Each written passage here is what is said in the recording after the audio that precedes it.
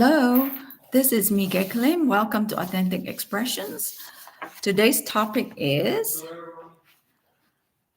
labels don't define me, breaking free from stereotypes. So I am going to read you the sponsorship program. This YouTube is sponsored by Laurel Ridge Treatment Center. Laurel Ridge is a behavioral health program that offers compassionate care for every stage of life. It provides personalized treatment for all populations. Their interest is to help you into your journey of wellness. There are services for children, adolescents, adult, military dependent, active duty service members, veterans, and first responders. They offer inpatient services, outpatient services, substance abuse treatment, and residential treatment. Call 210-491-3591 for no-cost assessment. Laurel Ridge is open 24 hours, 7 days a week. Their mission is to save lives, heal families, and create hope. Okay, I see some familiar names. So today's topic is labels don't define me, break free from stereotypes. Okay, I see Santos, welcome, Zach, Bridget, Brittany. All right. And some new names. Constance, great, Cheryl. Okay, what questions do you have related to how to break free from stereotypes that are not helpful, that may be damaging, or that may be defining you or limiting you? So let's talk about that. What are some strategies to challenge labels without feeling like we constantly have to prove ourselves to others? That is a question from Brittany. That is a great question. So, what are some strategies to challenge labels? For challenging labels without feeling like we're constantly having to prove ourselves. So, again, you get to define yourself and who you are rather than letting others put their seal or their stamp or their tattoo or their mantra on you. Many times we get fixated on old labels, and it's labels that do not work, that no longer serves us. So if you see the need to keep proving yourself, to get approval, to get acceptance, you may want to redefine yourself, and you may want to, as an adult, create healthier labels that fit your journey and that fits your path. So it is important for you to set yourself free, not oppress yourself by old labels that keep harming you. Okay, so Santos, how can we break free from labels, stereotypes, false identities we place on ourselves through our own negative thought patterns? That's another great question. So how do you break free of those? Many times, whatever your age is, we have used those to define ourselves, and we've used those to limit ourselves and oppress ourselves. So it's important for you to look at what you want to do that is going to be healthier for you. As adults, we get to make choices, but as children, we are more limited in how we can liberate ourselves. So think about ways that you can set yourself free. Think about ways that you can redefine yourself so you don't have to let old emotions limit you and box you in. So it's so important that you use new definition, healthier definition to work with yourself. Okay. So Christine, welcome. EK, nice. Johnny, welcome. Good to see you all. Familiar faces. So in thinking about new labels, let's look at this quote by Steve Maraboli. Sometimes letting go is simply changing labels you place on an event. Look at the same event with fresh eyes. Okay, another anonymous quote is, Let go of what you can't control, focus on what you can change. All right. All right, Alice, welcome. So, what other questions might you all have related to letting go of labels and um, letting go of things that no longer serve you? How can you break free from things that have been oppressive? So Brittany has, when people say things like, don't take it personally, it's just a jerk, how do I respond to those labels or microaggressions that are simply harmful? Okay, don't take it personally. That's it's good that you are able to identify it as microaggressions. And many times in those situations, it's important to let people know um, that you don't play into it and that you are able to, you know, take yourself seriously, respect yourself, honor yourself. So it's important that you um, walk away from those situations and not participate in it. Because when people see that you don't enjoy it and that it is an offensive gesture, and if you walk away and don't tolerate it, then people are more respectful. But when you play along with it and you put a smile on your face while you are burning inside, it is not healthy and helpful. So learn to be congruent. Whatever you think, feel, and want to express, make sure those three are aligned so that it is clear to you. All right, Bridget has, how do you help someone address emotions that comes with labels from friends and families? So some of the emotions might be what? So it would be important to understand. How do you help someone address emotions that come with labels? I would love to hear what emotions go with what labels. Okay. So if you type out the emotions and that goes with the labels, I would love to respond to that question. So Zach goes, how can labeling others impact our daily interactions? Very good question. Many times the labels that are put upon us, imposed on us, slapped upon us, it starts to brew, it starts to kind of meld into our system. And it is important that now, as adults, we get to look at that with honest lenses, with transparency, and see what are the labels that you have taken on that no longer serves you, that no longer has any benefits. Because if you keep letting other people's limited definition of you define you, then you're still working under their spell. You're still working under their limited beliefs, their oppressive beliefs. So many times people have their own issues, their own baggage, and then they put labels on others because that's a way of their projection. So if you can learn to give things back to others and see how that projection is not helpful, is not beneficial, then it may be important for you to learn to let go and not take personal responsibility. All right, EK has a question. What happens when you are defined by your culture, and to identify with anything else means breaking away from loved ones? That's a good question. Many times people struggle with that. How do you break away from loved ones? How do you set healthy boundaries and still maintain a balanced relationship or healthy relationship from a distance? Okay, let me review that question and make sure that I respond to it.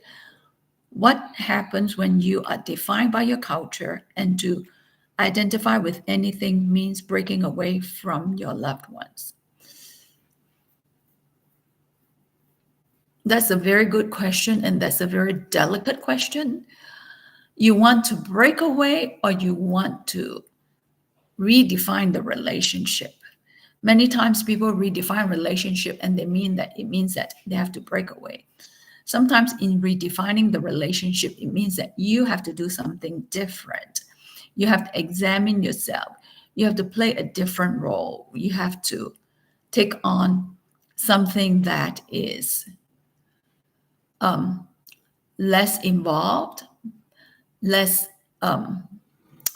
oppressive, maybe less limiting. So you get to refocus and decide how you want to do those relationships, how you want to reset the stage for healthier relating. Many times relationships are both ways, and we think society has set this agenda, but you as an adult get to set the agenda. You're not a robotic person who just trucks along with what other people want. So if you examine some of the feelings that goes with it, then it will be helpful for you to redefine some things, like what outcomes do you want to see from those relationships. All right, Santos has a question. Good parenting is one of the key in upbringing, in bringing up a child into healthy environment. Yes.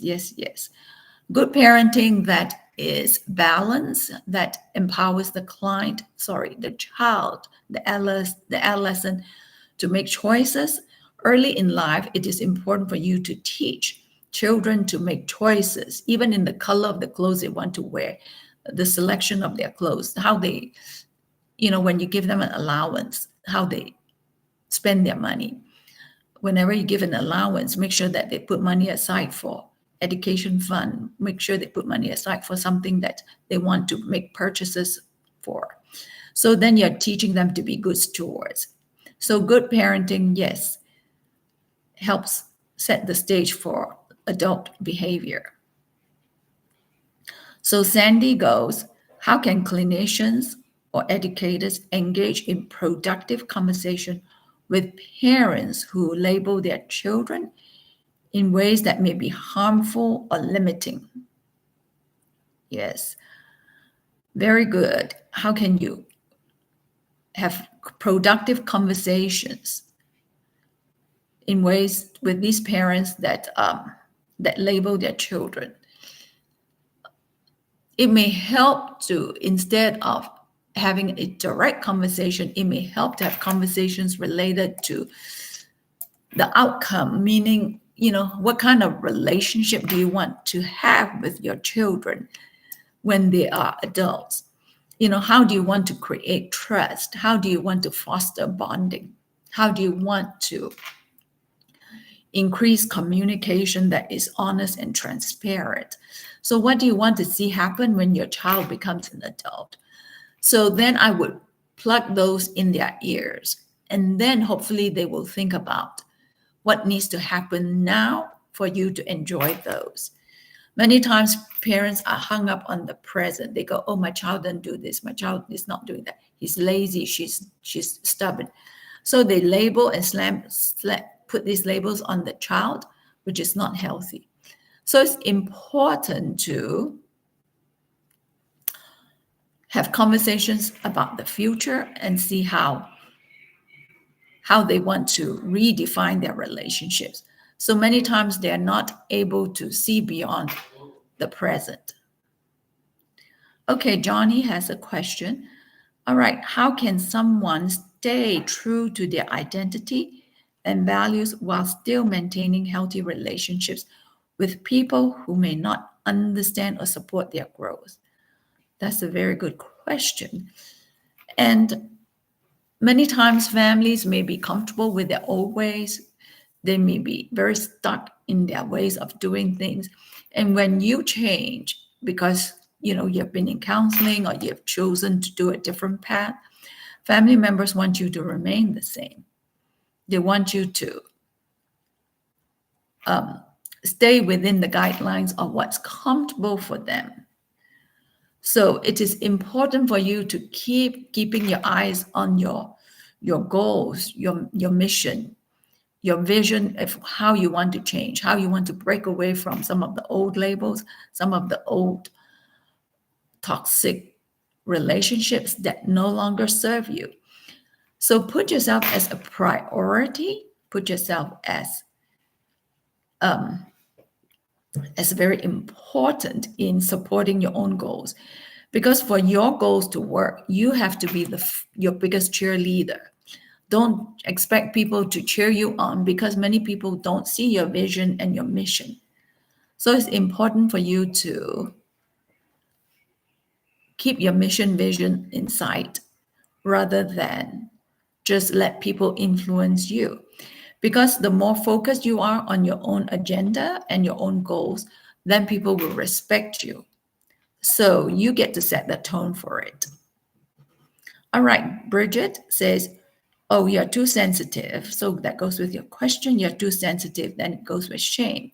You're a troublemaker. That goes with resentment.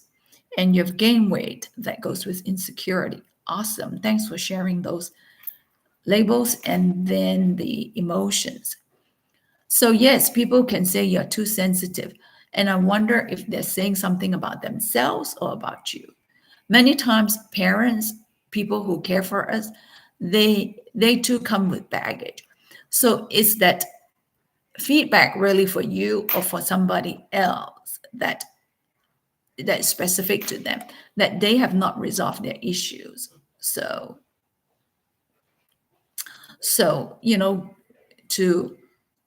to embrace it and to further injure yourself or perpetrate those labels on yourself is unhealthy. So for you to be labeled, a person to be labeled as a troublemaker, in what context are you a troublemaker? Is it because that label was put on you because you didn't do as told, because of the narrow expectations, the unrealistic expectations?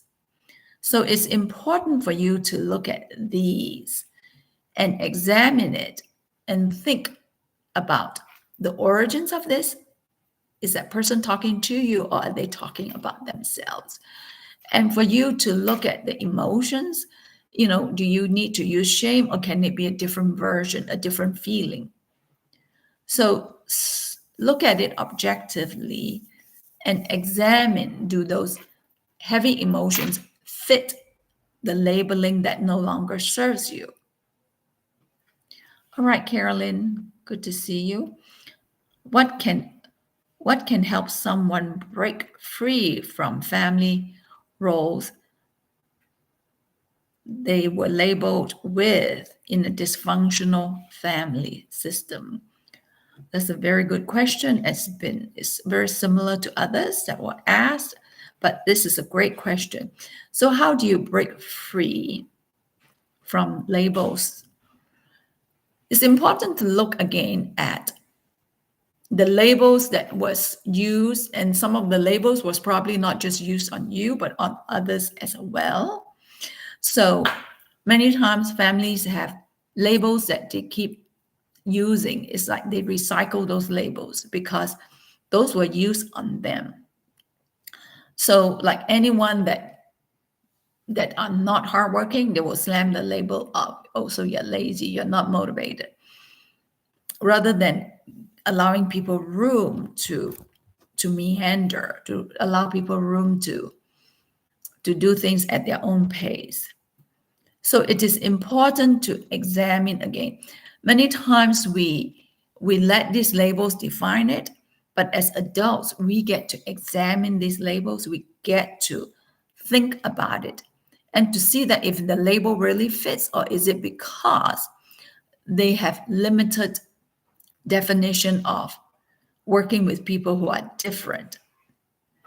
So it is important to use your own critical thinking to challenge the labels, to rewrite your own perspective of how you want to see yourself.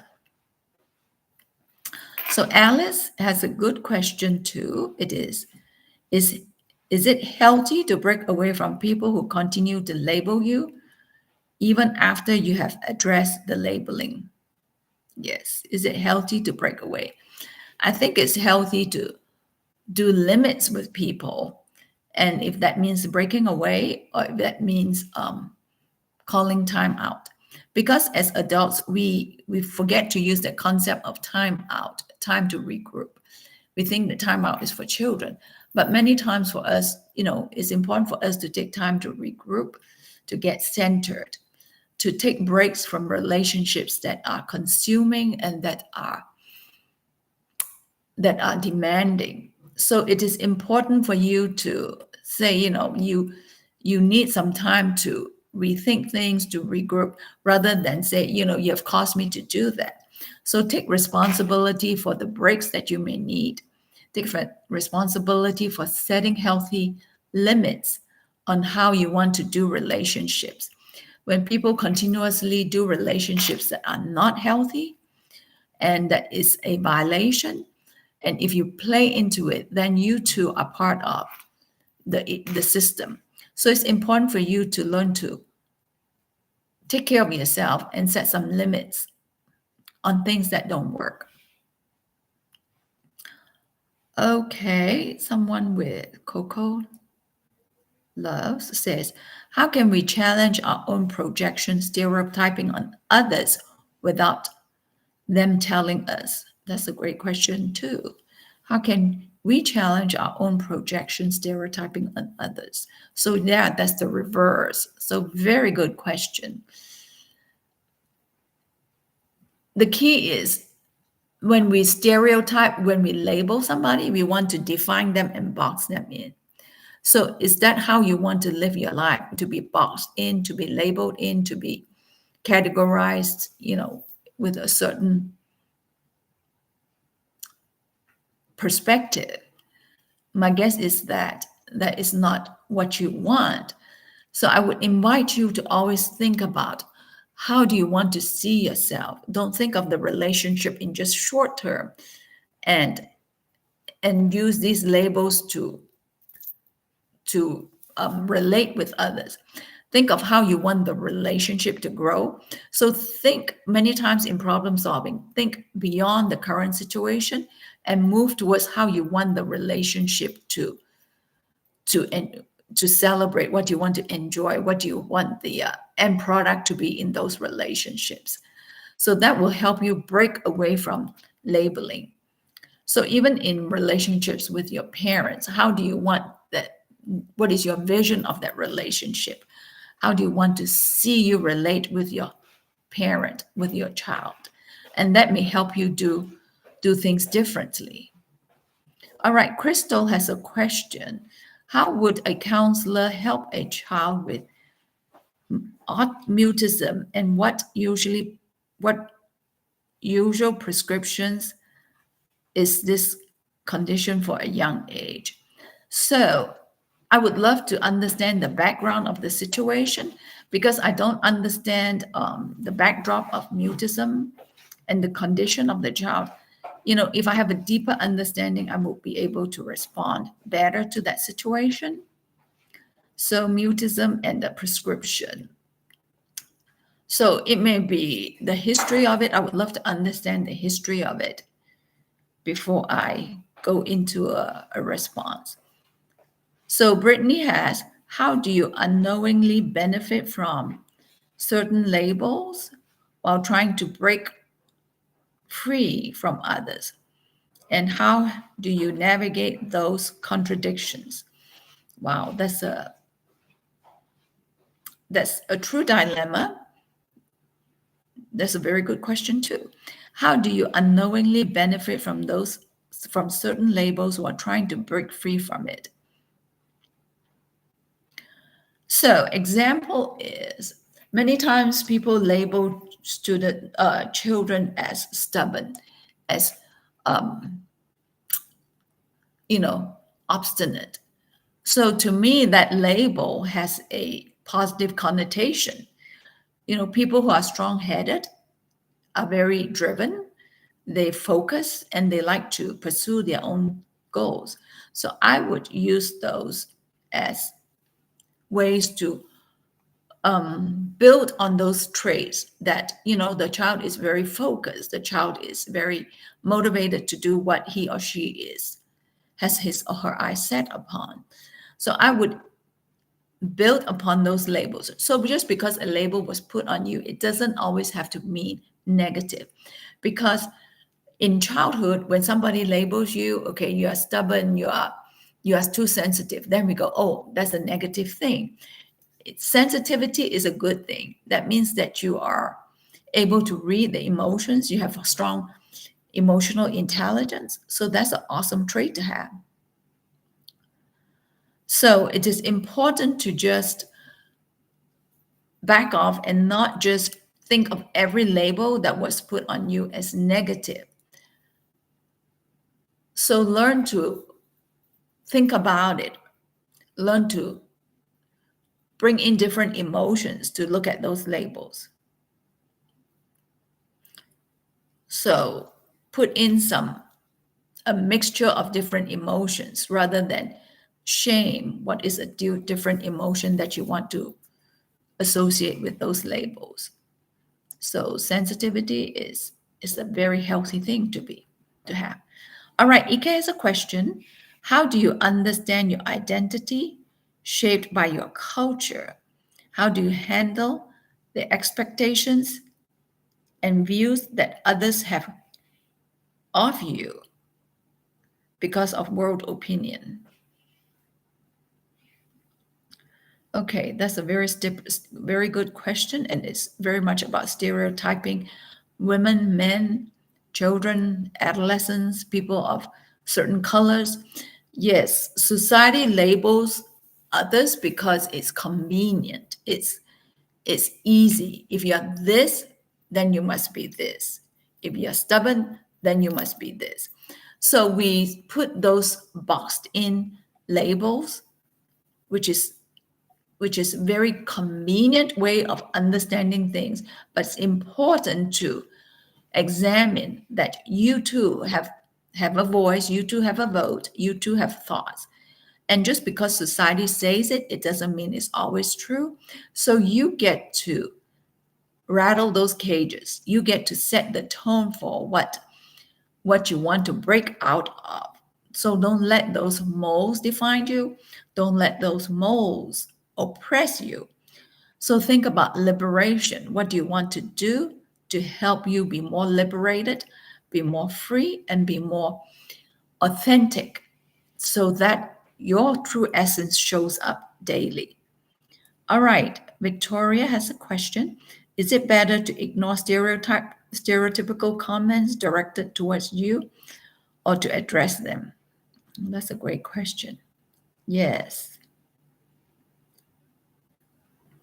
So, it's better to ignore it or to address them?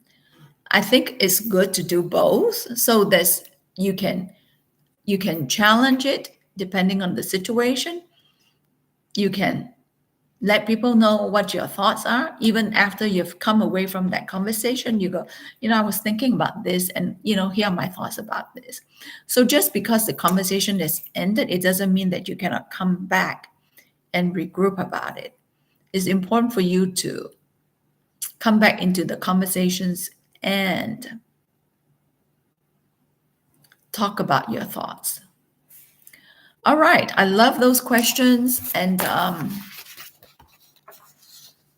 I love the depth of which you have constructed those questions. It's very healthy to look at how labels and how to bring in healthier concepts to define you. So we have come to the end of our session. So next week, the session is fitting in versus belonging, understanding the difference. So what is fitting in and what is belonging? So I am grateful again for the sponsorship of Laurel Ridge. Again, Laurel Ridge is a behavioral health program that offers compassionate care for every stage of life. So they provide personalized treatment for all populations. Be sure to call 210-491-3591. And Laurel Ridge is open 24 hours a day, 7 days a week. All right. Thank you so much. And I will see you next week. Be sure to bring your questions and bring a friend.